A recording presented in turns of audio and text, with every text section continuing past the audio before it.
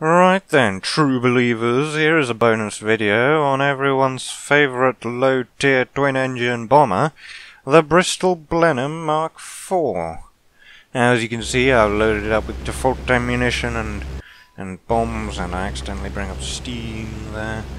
2 500-pound bombs, and first of all I'm going to show you why this isn't particularly good as a level bomber.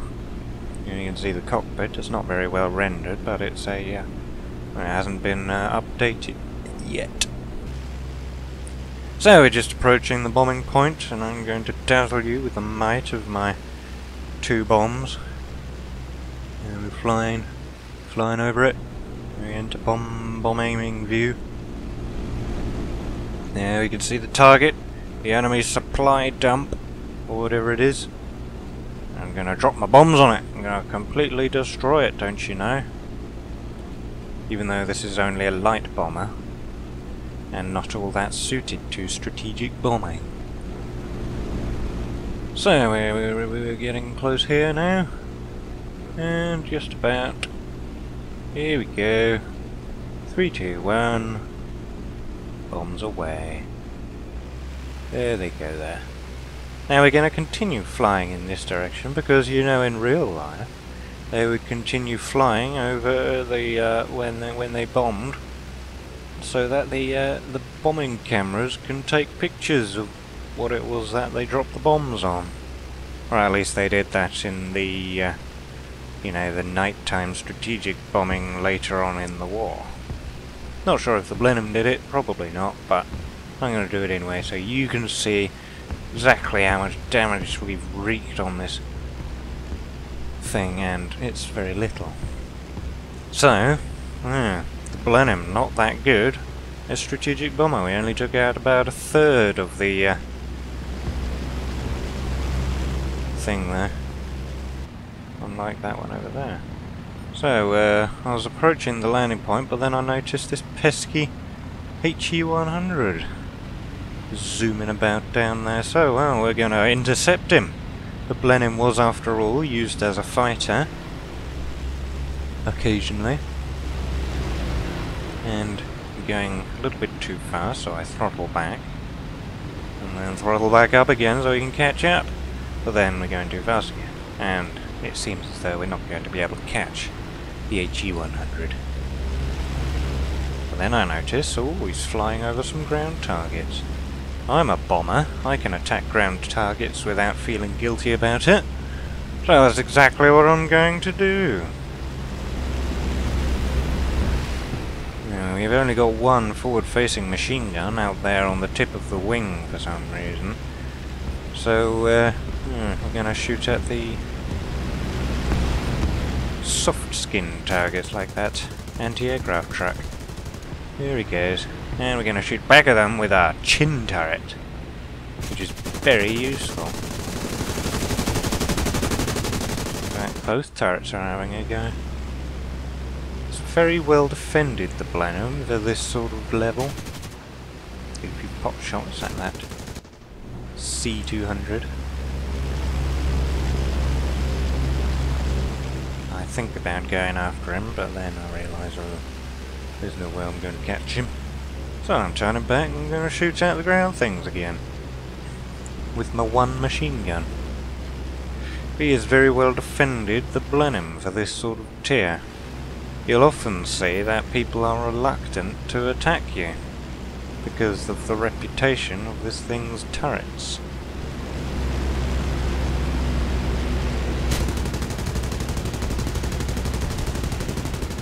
There we go, blowed up that armoured car, whatever it was. Shooting back at the other one, there he goes. Pop. One more, but we're getting too far away to hit him accurately. We're going to need to do another pass. Can't do anything against the light or medium tanks or whatever they are, because we're only armed with machine gun. We should have dropped the bombs on him. But I decided to show you what it's like to drop these little bombs on a bombing point. And how futile engaging in such a pursuit would be. leave that for the proper bombers. The Douglas B-18 Bolos, the massive French things. One last armoured car, and avoid the tree. There we go. And oh ho, there's an anti-aircraft position over here. And I'll see to that. He thinks he can shoot his little guns at me. I'll show him. I'll shoot my little gun at him. You can see the devastating effect of this single Browning 7.7mm machine gun. Now, I think about flying back, getting some bombs, by looking at the ticket counter. In a moment I think, nah, let's go shoot at some more ground targets. That's what I'm here to do after all.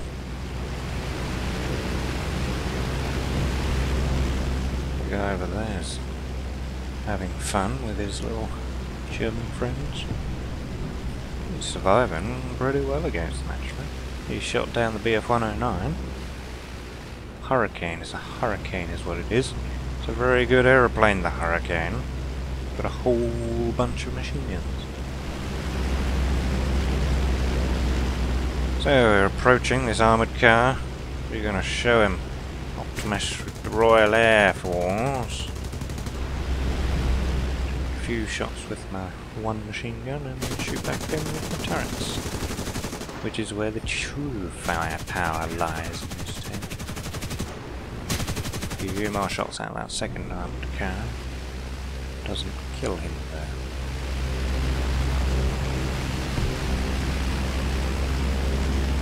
So we're turning back and we're going to go for another strafing run.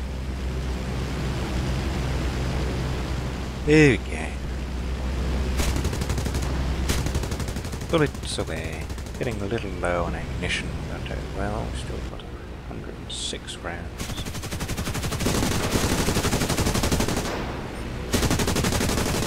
And the battle ending. So, on to the next one. Here we are in the deserts of Tunisia. We're going to go and see what we can bomb here. You can see I've decked out my Blenheim in its lovely desert camouflage, so nobody will be able to see me. We're going to go drop a couple of bombs on that light pillbox over there.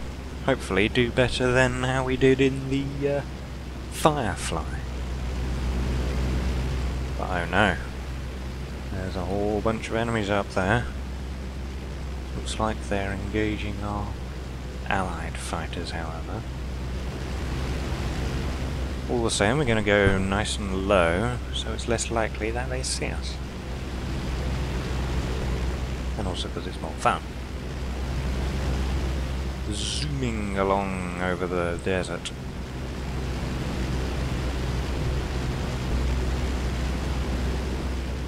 Approaching the target.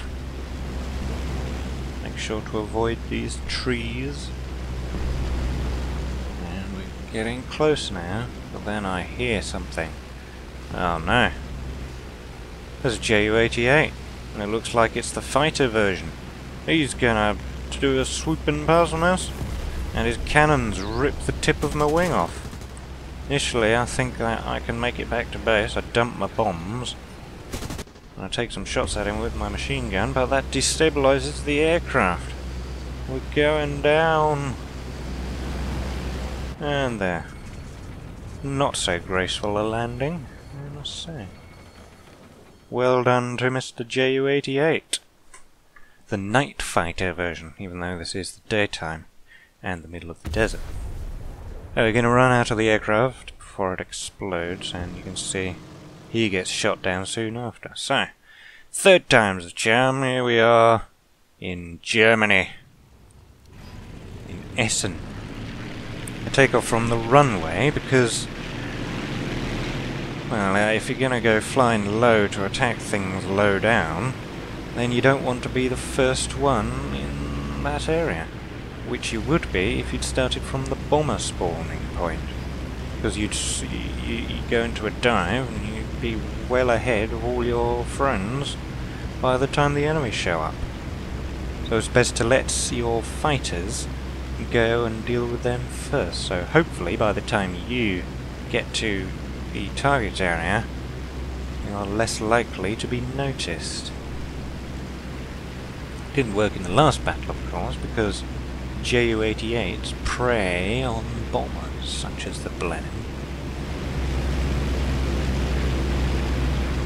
But single-engine fighters are less durable, and so they're less likely to want to tangle with your defensive armament. So initially we're going to head towards the Allied bombing point, just so we're out of the way of the initial wave of enemy attackers and fighters. That Hurricane looks like he wants to play with us. Well, as long as he doesn't shoot at me, that's fine. Or fly into me, of course. Some people do that for some reason. They think it's funny. I don't think it's very funny. I think it's very irresponsible. So we're just going to go fly over this Allied bombing point, and then we're going to go turn towards the enemy bombing point, and then about halfway there we're going to turn towards the ground targets, which on this map are artillery, anti-aircraft guns, and a few self-propelled guns. From what I remember, they're Hummels, which is basically a Nashorn tank destroyer, except with a 105mm howitzer. So turning towards the enemy bombing point, don't want to fly directly over the Allied bombing point just in case there's an enemy bomber dropping bombs on it at the precise moment you happen to be flying over it. It's rare, but that has happened to me once, which is more times than you want it to happen, and it certainly reminds you not to do that again. Flying low over this very pretty river.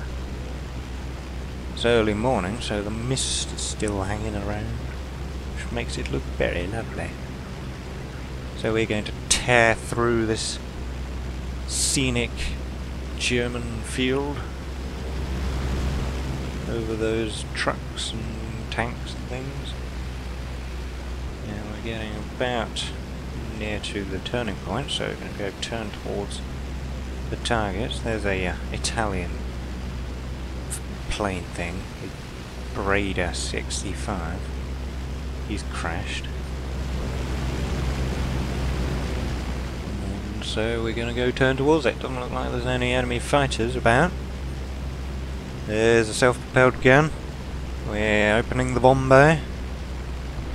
I'm carrying two 500-pounders, but oh no, there's a BF-109. Looks like he wants to tango.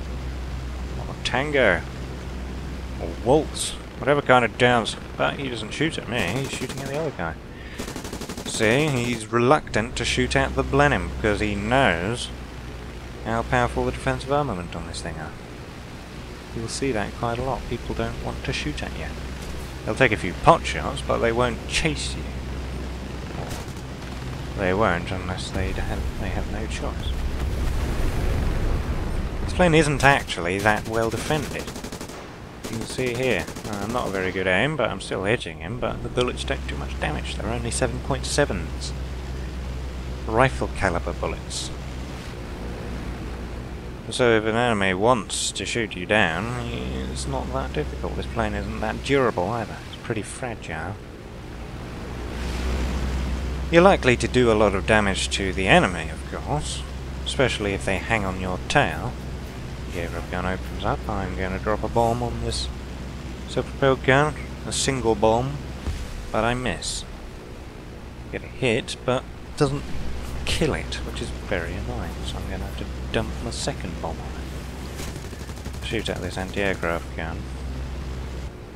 Don't get enough shots on him, so I use my turrets. An anti-aircraft gun over there as well. Shoot at him a little bit. And we managed to destroy him before I have to turn back. Only got one bomb left. I probably should have loaded the 4 250-pound bombs, but no matter. I thought there were bigger targets on this map, but it turns out everything here can be destroyed with 250 pounders. So, I'm going to drop this second bomb on him. Maybe by the time I rearm, destroyed 2 targets there. By the time I rearm, I will have put 4 250-pounders on the aircraft. So, what's next? Gonna shoot my machine guns or something, but oh no.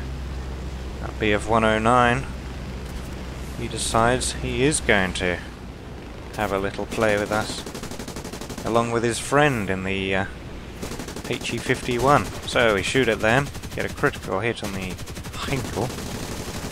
I'm gonna shoot him down, but the BF 109, he's attacking as well. He's the bigger threat, so I switch fire to him. He gets set on fire, but he manages to destroy my aircraft before